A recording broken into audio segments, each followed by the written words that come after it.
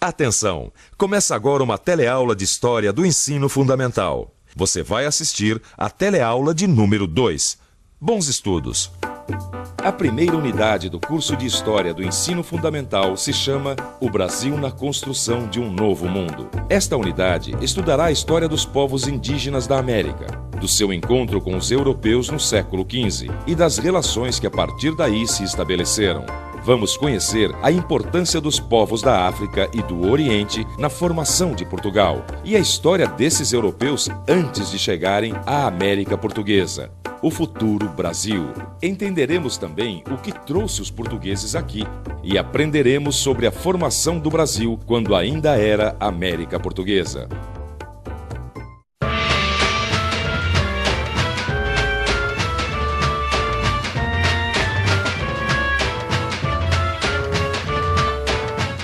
Vivemos num país em que se misturam hoje pessoas das mais diferentes origens. Sou da Letônia. Índio, negro. Meu pai é baiano, minha mãe é filha de alemão com italiano. A maior parte dessas pessoas veio para o Brasil trazida por diferentes processos. Uns cruéis, como a escravidão, outros através da imigração, na busca por novas oportunidades. Hoje são todos brasileiros.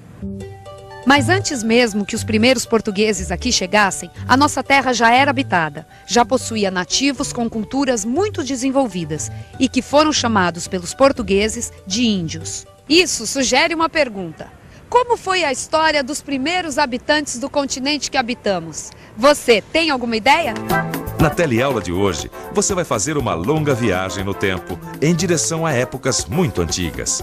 Vai ver quais são as teorias que explicam a maneira como o nosso continente foi povoado e de onde vieram os seus primeiros moradores. E, por fim, vai procurar entender por que sabemos tão pouco sobre nossos ancestrais.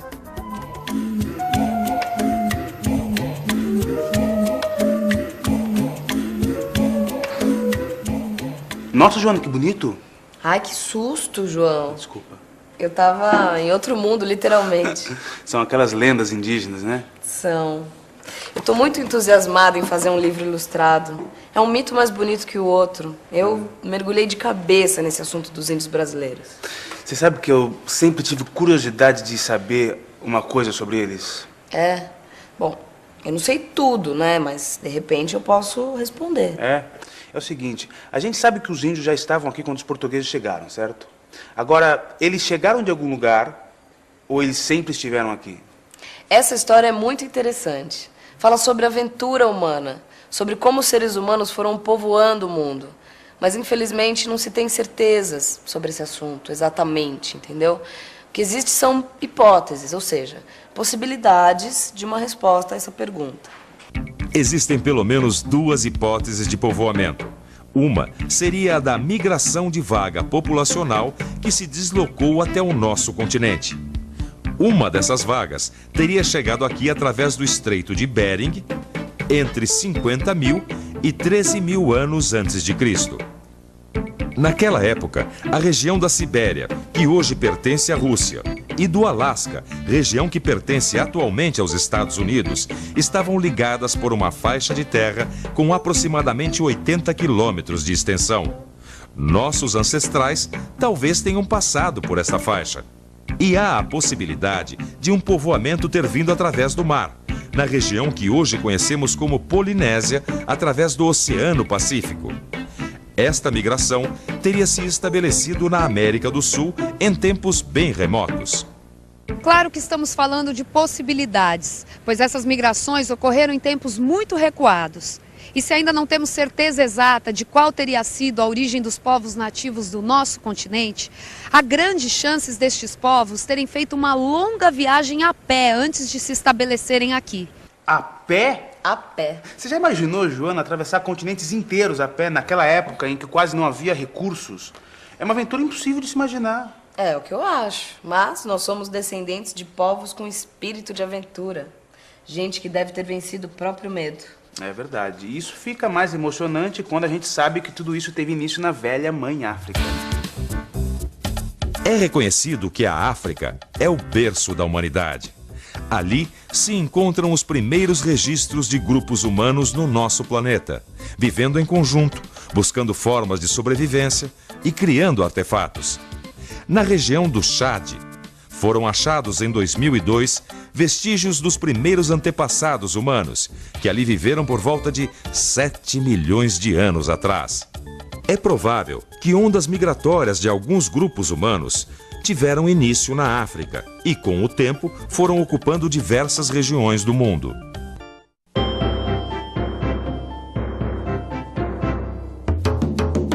É certo que existem condições objetivas e necessidades históricas que causam as ações humanas, mas não podemos negar o poder de decisão e de iniciativa do ser humano. Existem atitudes pessoais que fazem parte da escolha do indivíduo. E entre estas atitudes está sem dúvida o espírito de aventura, que o leva a buscar novos horizontes. Claro que para isso foi preciso que as pessoas se organizassem numa ação coletiva juntamente com outras pessoas que estivessem com as mesmas necessidades e a mesma disposição. Você viu que existem várias hipóteses para o povoamento do nosso continente. E entre elas há uma mais recente que afirma já haver seres humanos na América do Sul muito antes destas ondas migratórias. É que foram encontrados vestígios de presença humana em alguns sítios arqueológicos. Mas onde? No Brasil, no estado do Piauí, existe uma região conhecida como Serra da Capivara, próxima ao município de São Raimundo Nonato. Hoje é um lugar muito seco, mas no passado foi um local verdejante, que com certeza atrairia a presença humana. E neste lugar foram encontrados muitos sinais desses nossos ancestrais. Há grandes chances de outros grupos terem vivido também em outras regiões do Brasil e da América do Sul no mesmo período, ou seja, há quase 50 mil anos atrás.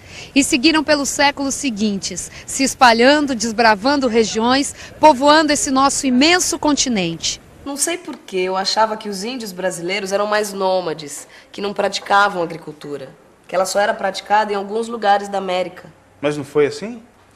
Algumas pesquisas mostram que não. Em algumas regiões, na Amazônia, até no Nordeste brasileiro, muitos grupos sabiam plantar e colher para a sua sobrevivência. E isso em tempos remotíssimos.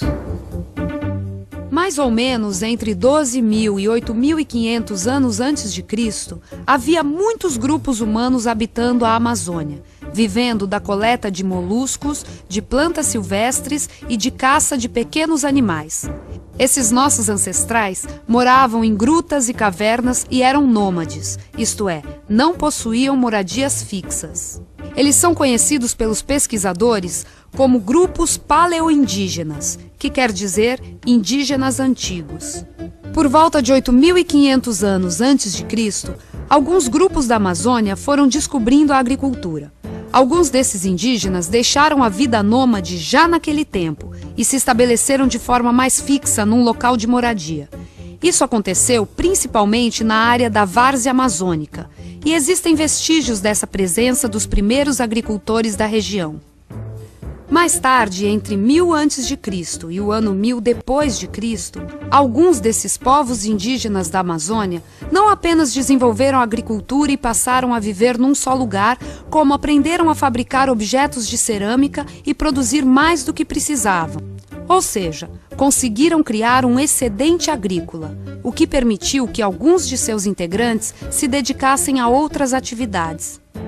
Quando os europeus chegaram ao continente americano no século XV, ele já estava devidamente descoberto por todos os povos que aqui moravam. E entre esses povos havia algumas sociedades com organização muito complexa. No México, na América do Norte, havia as civilizações astecas, toltecas e maias. Na região dos Andes, na América do Sul, viveram os incas. Todas essas civilizações pré-hispânicas haviam desenvolvido sofisticadas estruturas de poder, conheciam astronomia, matemática e criaram técnicas elaboradas de agricultura, além de terem deixado esculturas e monumentos que até hoje impressionam. Mas e aqui no Brasil? Imagine só o susto dos nativos dessa nossa terra ao ver desembarcar por aqui aquele povo estrangeiro. Deve ter sido uma visão e tanto. Eles devem ter pensado: Que gente mais estranha é essa, com esses navios imensos, essas roupas pesadas e essas armas de fogo?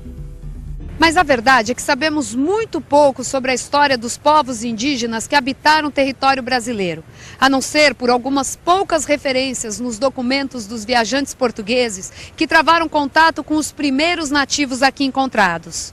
O índio era considerado uma vítima do processo colonizador, né? E nos últimos anos nós percebemos, a historiografia tem enfatizado o quanto o índio foi importante no processo de povoamento do Brasil, né? Sem ele, os portugueses não teriam condições de ocupar esse território.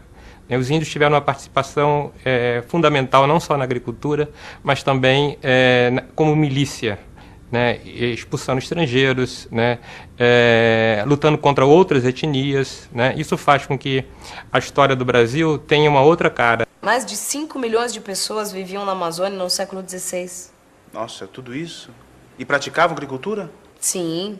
E além do cultivo da terra, eles também produziam cerâmica de qualidade sofisticada. Há inclusive relatos de viajantes daquela época que encontraram povos indígenas que dominavam a arte da ourivesaria, ou seja, trabalhavam com pedras preciosas e também com tapeçaria. Não sobrou nada disso? É incrível isso, né? O que teria acontecido com esses povos? Por que a população da Amazônia reduziu tanto? Para mim, isso tem a ver com a chegada dos europeus. Olha só, pensa bem. Eles trouxeram armamentos sofisticados, também devem ter disseminado epidemias para as quais os indígenas não possuíam defesa, né? Também não sabiam como curar, quer dizer, a própria escravidão indígena deve ter dizimado muitos nativos. Tem razão. É longa a história da expoliação dos povos nativos.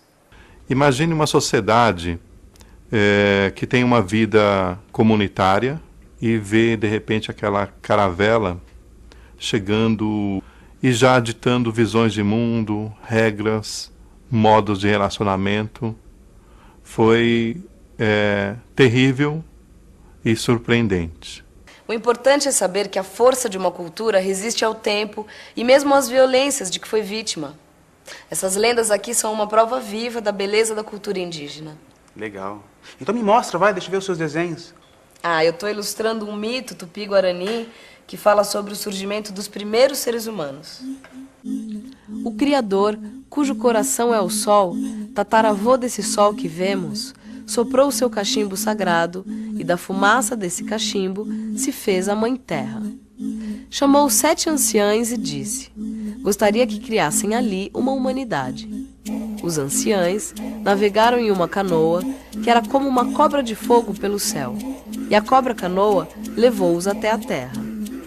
Logo, eles ali depositaram os desenhos sementes de tudo o que viria a existir. Então, eles criaram o primeiro ser humano e disseram: você é o guardião da roça. Estava criado o homem. O primeiro homem desceu do céu através do arco-íris em que os anciães se transformaram. Seu nome era Nanderu-Vussu, o nosso pai antepassado, que viria a ser o sol. E logo, os anciães fizeram surgir das águas do grande rio Nanderi-Keisi, a nossa mãe antepassada. Depois que eles geraram a humanidade, um se transformou no sol e a outra na lua. São nossos tataravós.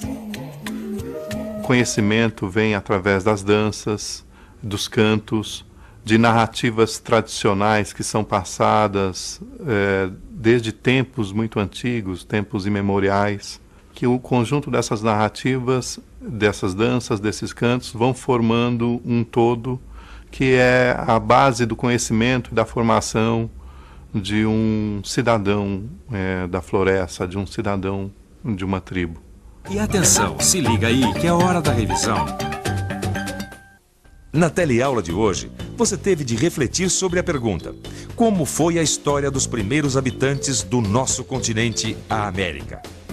Empreendeu uma longa viagem no tempo e constatou que a África foi o berço da humanidade. Aprendeu que existem diversas hipóteses para o povoamento do continente americano e que pesquisas recentes mostram vestígios de seres humanos no Brasil há mais de 50 mil anos. Aprendeu que, ao contrário do que se ensinou durante muito tempo, os indígenas do Amazonas praticavam agricultura e alguns povos dominavam artes sofisticadas como cerâmica, ourivesaria e tapeçaria. Constatou que o desaparecimento de vestígios desses povos, assim como a diminuição da população de nativos, tem como explicação a chegada dos portugueses. Por fim, entrou em contato com um mito tupi-guarani, que expressa a força da cultura indígena.